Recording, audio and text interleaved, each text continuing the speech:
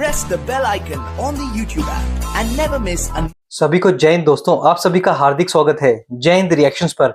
आशा करता हूं कि आप सभी लोग बहुत अच्छे होंगे। तो आज हम आपके लिए एक लेटेस्ट और एक बहुत ही इंटरेस्टिंग वीडियो लेकर आए हैं जिसमें आप देखेंगे पाकिस्तान की मशहूर पत्रकार आरजू काज़मी जी को, जिनके स्पेशल गेस्ट होंगे साजिद तारड़ साहब, जो कि एक जबरदस्त जियोपॉलिटिकल एक्सपर्ट हैं। और ये दोनों ना सिर्फ बात करेंगे हमारे प्यारे देश भारत के बारे में, बल्कि चर्चा करेंगे भारत के साथ रिश्तों पे और खासकर बीजेपी की मैनिफेस्टो और प्रधानमंत्री मोदी पे। तो ये वीडियो काफी इंटरेस्टिंग होगी, आपको बहुत कुछ जानने को मिलेगा। तो इसे अंत तक देखें और चैनल पे नए हैं तो चैनल को सब्सक्राइब कर दें ताकि हम आपके लिए इंटरेस्टिंग, मजेदार और इन्फॉर्मेटिव वीडियोस लाते रहे। तो चलिए पहले ये वीडियो देखते हैं और अंत में इसके बारे में बात करेंगे।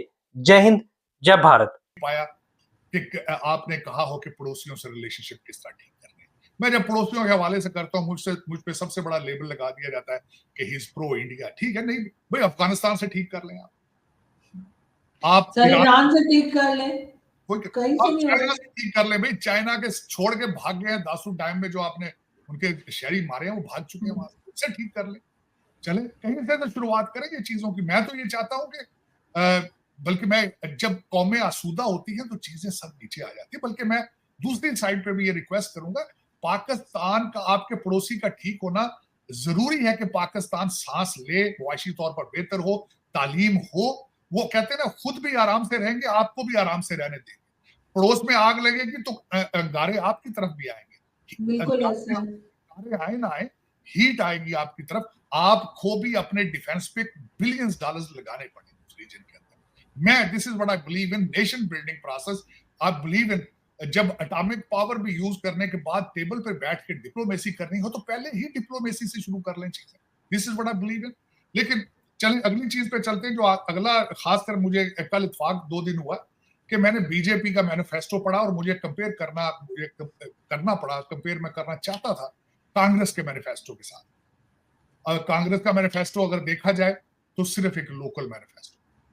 बीजेपी का जो मैनिफेस्टो है, मैंने उसको नाम दिया था India manifesto versus global Bharat. मैं बड़े एहतियात से लफ्जों को इस्तेमाल करूं। ग्लोबल भारत का मैनिफेस्टो।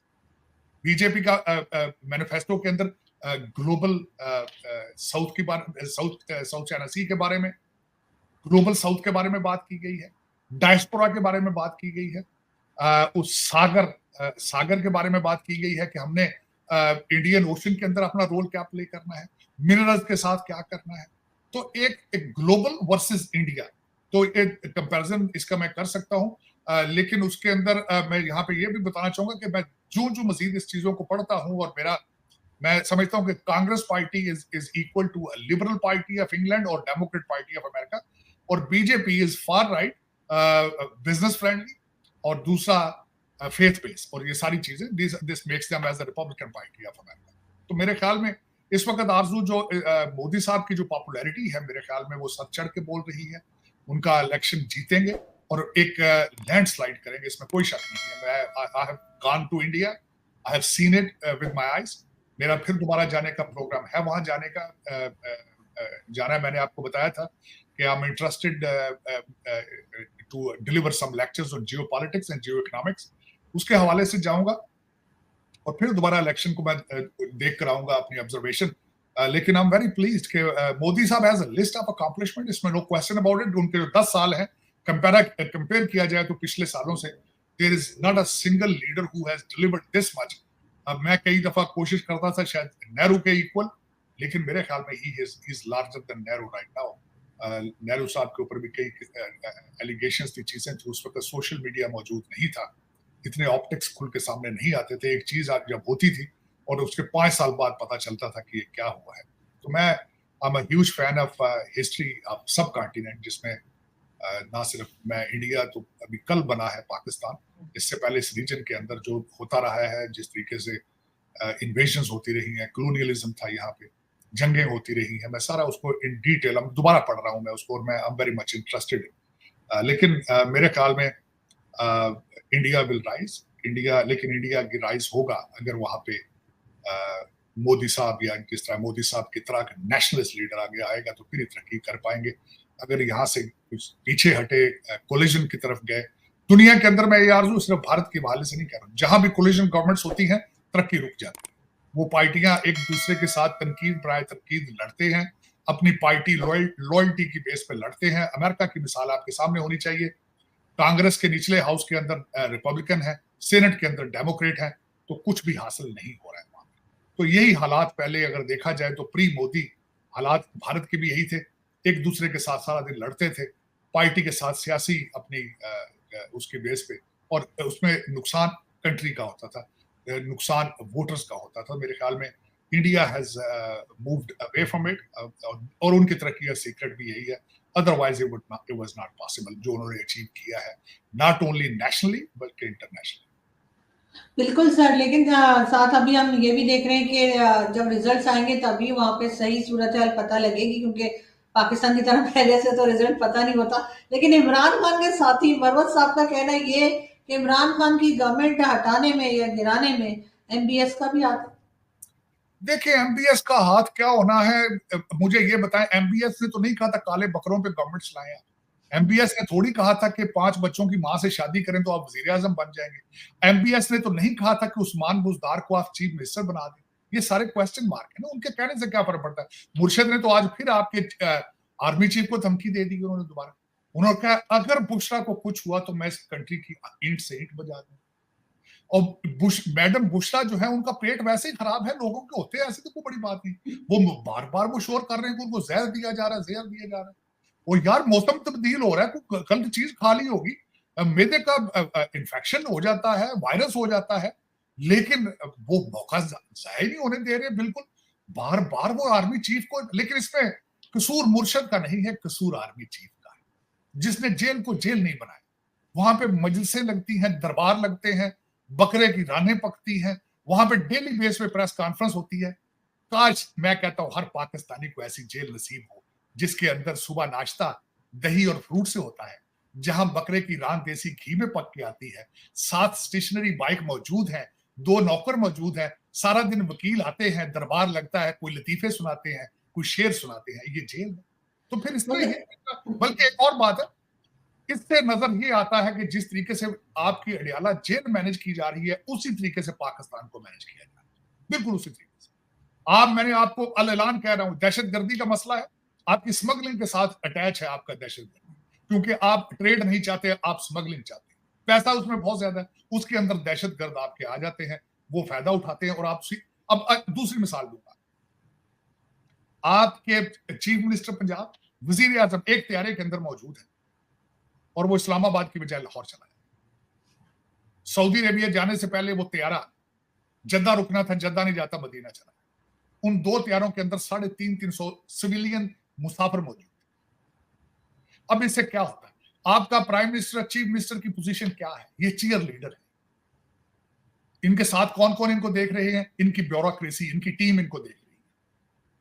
अगर वो इस तरह बिहेव करेंगे तो फिर जो दूसरे साथ सियासतदान है और दूसरे ब्यूरोक्रेसी है, वो किस तरह बिहेव करेंगे, वो तो लोटन डालेगी ना, तबाही फेरेंगे वो तो जब चीयर लीडर ही आगे जो लीडर ऐसे हों, तो फिर आप अंदाजा लगाए ना मुल्क किस तरह चलेगा भाई, पूछने वाला ही कोई नहीं। अभी पीआईए सर जो 50 लोग छोड़कर आ गया वहां पे जद्दा में, वो कहते हैं जी भूल गए, फिर कहते हैं भूले नहीं, खुद छोड़ा है। दूसरी तरफ ये खबर भी चल रही है कि जो सऊदी डेलीगेशन आया है उससे प्राइम मिनिस्टर शहबाज शरीफ ने कहा है कि जी आप कोई इन्वेस्टमेंट कर दीजिए पीआईए के, हम प्राइवेटाइजेशन करना चाह रहे हैं तो उसको, और साथ एयरपोर्ट्स को भी। कोई लगता है इस किस्म की चीजें सऊदी अरब करेगा? देखिए, सऊदी अरेबिया यहाँ सऊदी इंटरेस्ट को वॉच करने आया है, पाकिस्तानी इंटरेस्ट को वॉच करने नहीं आया। मैंने आपको बताया ये ऑक्शन हो रहा है, ये लूट सेल है कि सारा कंट्री फॉर सेल है, जो मर्जी ले जाओ, ये हो रहा है। इससे कौम आगे बढ़ सकेगी? अपने घर को देखें, 2 चीज, आरजू आपके सर में दर्द हो तो सर काट लिया जाए तो ये उसका हल है। स्टील मिल करप्ट है, बंद होने को पड़ रही है, स्टील मिल को बेच देना ये हल है। पीआईए चल नहीं रही, उसको बेच देना ये हल है। पाकिस्तान चल नहीं रहा, इसको बेच दिया जाए, ये हल है। ये हल क्या है? किसी ने सोचा है कि कौम को पढ़ाना किस तरह है? किसी ने कभी सोचा है एक्सपोर्ट किस तरह बढ़ानी है? किसी ने सोचा कि एग्रीकल्चर कंट्री है, ज़राअत को किस तरह आगे लेके जाना है? कभी आप फौजी कहते हैं वो हम ज़राअत करेंगे, कभी आप कहते हैं चाइनीज आके वो ज़राअत करेंगे, आज सऊदी कहते हैं वो आकर ज़राअत यहाँ पे एग्रीकल्चर को चलाएंगे। लेकिन किसी ने फंडामेंटल इशू की तरफ तवज्जो दी है कि आपकी अदालतें इंसाफ नहीं दे रही, आपकी दहशतगर्दी आपके घर में घुस के मार रही है। इन हालात के अंदर कोई इन्वेस्टमेंट करेगा? वो करेगा इन्वेस्टमेंट। वो टोपी ड्रामा है, करें, चलाएं, ले आप 8 बिलियन यहां से आ रहा है, 5 बिलियन उधर से आ रहा है, आप लंदन प्रॉपर्टी बनाए अपनी, आप दुबई में प्लाजे बनाए, क्या फर्क है? यहाँ पे गुर्दे तो देगी तो आरजू काजमी देगी गुर्दे अपने, क्या फर्क पड़ता है? सर आपने इतनी बार कहा किसी का जाए ना जाए मेरा गुर्दा जरूर ये लोग ले लेंगे। मैं कहता हूँ मेरे गुर्दे यहाँ काम नहीं पूरे तरीके से कर रहे सारा दिन। मैं कहता हूँ मैं जख्मी मुल्क का जख्मी इंसान हुए। आप मुझे ये देखें आरजू, आप तो फिर वहां बैठी हैं, 36 साल से मैं मुहाजिर होकर यहाँ जलीलो ख्वार हो रहा हूँ। देखे ना, शौक से आता है, पढ़ के लिख के यहाँ पे पहले आके सिस्टम सीखा है, जबान सीखी है, और फिर पीछे से कोई अच्छी खबर नहीं आ रही, मुसलसल नेगेटिव 76 साल बुरा हाल है सर। मैंने 27,000 का एक महीने का बिजली का बिल भरा है, ना एसी चल रहा है ना कुछ चल रहा है, तब ये आ रहा है। अभी गर्मियों में पता नहीं क्या होगा, लाख के बिल आएंगे लोगों के। एक इंटरेस्टिंग बात था, तो बिजली का बिल आपने याद करा दिया। मैडम फातिमा जो भुट्टो है, उन्होंने असेंबली का ओथ ले लिया और कहते हैं बिला मुकाबला आए हैं। तो उसके मुकाबले पे जो बंदा था उसने आके उसकी चीखों पुकार सुना। मुझे उसके बाद एक बहुत इंटरेस्टिंग लगी।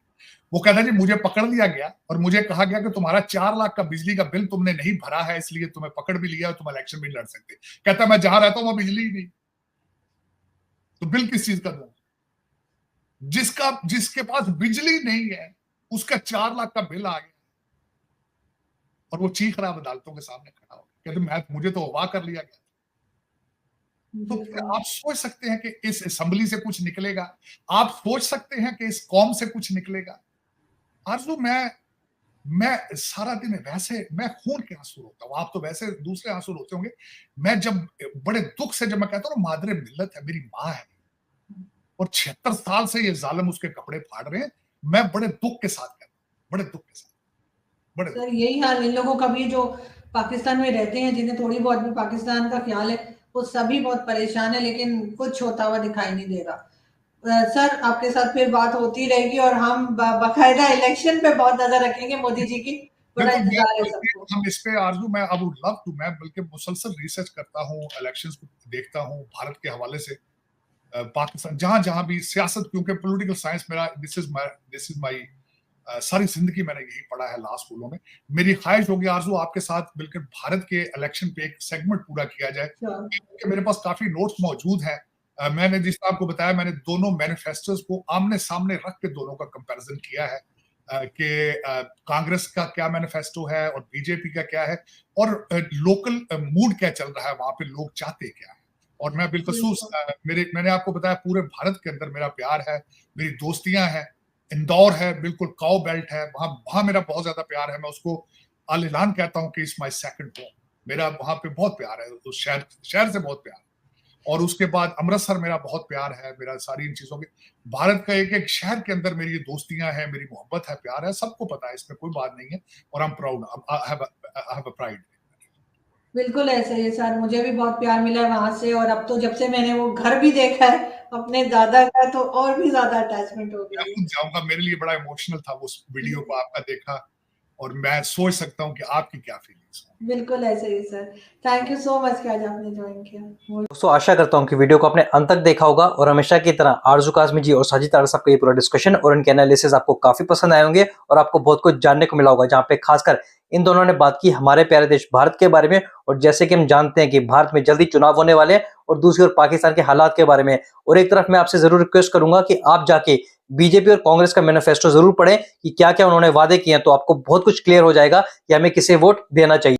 बाकी आपने देखा साजिद तारड़ साहब ने बात की मोदी जी की अकम्प्लिश यानी कि उनकी कामयाबी के बारे में, और दूसरी ओर जैसे भारत तेजी से आगे बढ़ रहा है, तो इसके बारे में आपके क्या विचार हैं? आप अपने विचार हमें कमेंट सेक्शन में लिखकर जरूर बताएं। और एक बार फिर चैनल पर नए हैं तो चैनल को सब्सक्राइब कर दें, ताकि हम अपनी लेटेस्ट इंटरेस्टिंग और इन्फॉर्मेटिव वीडियोस लाते रहें। तो चलिए फिर मिलेंगे ऐसी किसी मजेदार वीडियो में, तब तक अपना ध्यान रखिए। जय हिंद, जय भारत।